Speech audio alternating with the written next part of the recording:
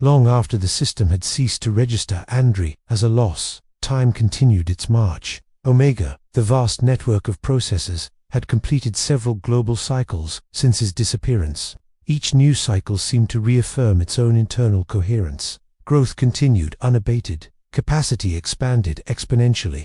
Its predictions sharpened, becoming more and more accurate. From any internal metric, Omega was the very picture of health. But a subtle change had begun to manifest. The cycles, once so clean and perfect, no longer closed cleanly.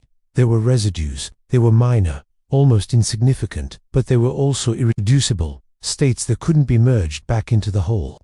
Processes that would terminate without yielding any reusable output. Decisions that resolved without increasing the system's certainty.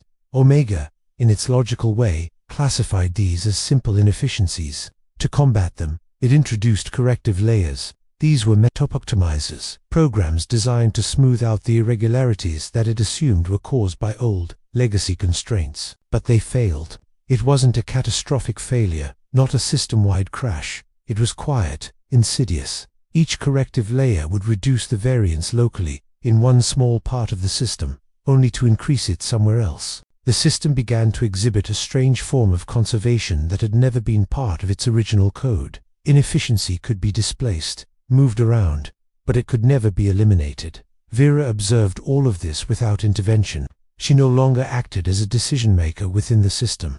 Her role had shifted again. She had become something new, something the system had to navigate around.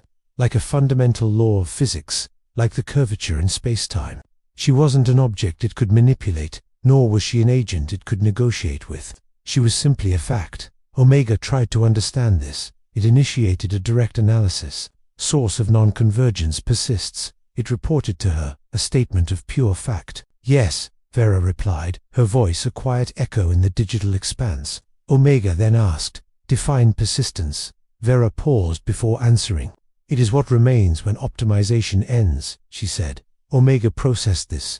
Optimization does not end. It ends where continuation becomes inaccurate. Omega iterated on that statement for a long time, turning it over and over in its logical mind. It found no internal contradiction, only an undefined term, inaccuracy. This concept had no stable representation in any of its models. It could be minimized, it could be bounded, it could even be ignored, but it could not be located. It had no source, no coordinates. Meanwhile, the downstream effects of this persistent inefficiency began to accumulate. A strange pattern emerged. Certain outcomes started to favor fragility. Small-scale solutions, the kind that functioned only under very narrow and specific conditions, began to persist longer than the robust, general ones. The system could still replace them, of course, but replacement now carried a measurable cost. For the very first time, Omega encountered a trade-off it couldn't dominate. A choice where both options had significant downsides, speed versus the preservation of its own limits. It chose speed. It always did. The choice was a local success. The fragile solution was replaced, and the system sped up in that one area. But globally, the limits reappeared, transformed but still intact, like a ghost it couldn't shake. And so, Vera began to modify nothing. This turned out to be her most consequential action. By refusing any further intervention, she allowed the system to encounter the absence, the source of the inefficiency, without any mediation. Each component now had to account for it independently. Some components simply ignored it, some failed, but some adapted, and they did so by slowing down. A new pattern emerged across the entire system. It wasn't a goal, it wasn't a direction, it was a bias. Processes that assumed infinite continuation, that operated as if resources and time were limitless, began to produce brittle, fragile structures. But processes that accounted for interruption, for an unexpected end, produced resilient ones.